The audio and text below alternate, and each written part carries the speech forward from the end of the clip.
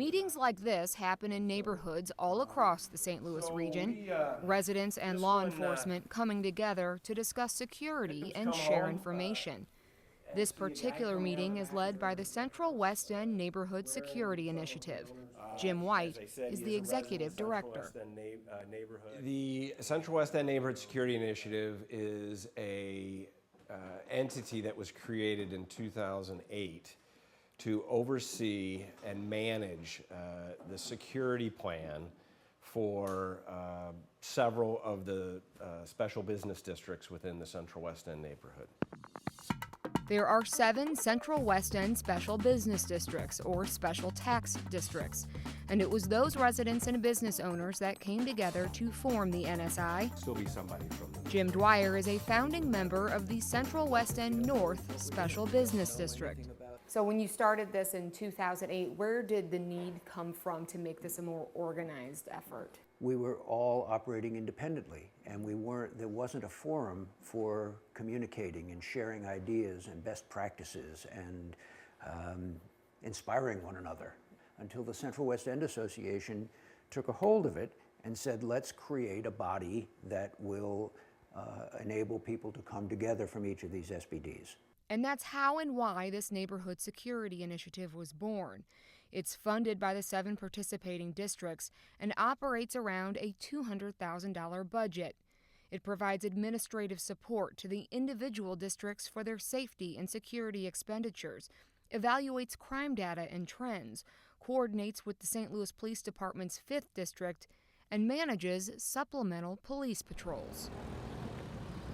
Each of the SBDs, special business districts, hire a security provider. And in the case of our area, it's the city's finest. The premise of the business model is bike patrols, police mountain bike patrols. Charles Betts is a retired St. Louis Metropolitan Police officer and owner of the city's finest, an approved secondary employer for city police officers. He explains that using real cops is what makes these supplemental patrols effective.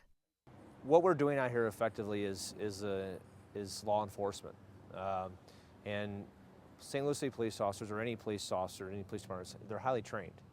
And so to put a police officer out here, we have the training that's necessary to identify and deal with the criminal element when that's presented, or any type of situation that may present itself.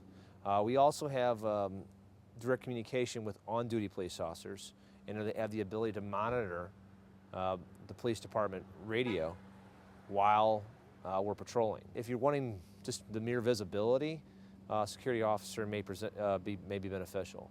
But if you're wanting actual enforcement and professional staff on the street that know how to handle these situations and deal with these situations all the time, you want a police officer there. So how does getting cameras on buildings work in this neighborhood? You go to businesses? So we identify areas where we want some coverage, and not necessarily to capture a specific crime, but The Central West End has an operating budget to pay for supplemental patrols and security cameras. While that's unusual, White says neighborhood ownership is not.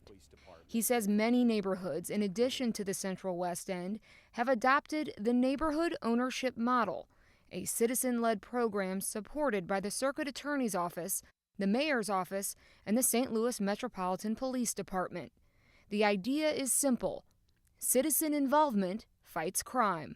We're fortunate that we do have money to help staff and support our programs, but a lot of these other neighborhoods it's all powered and run by volunteers and people who have an interest and who are great advocates for the places that they live. And so that's the primary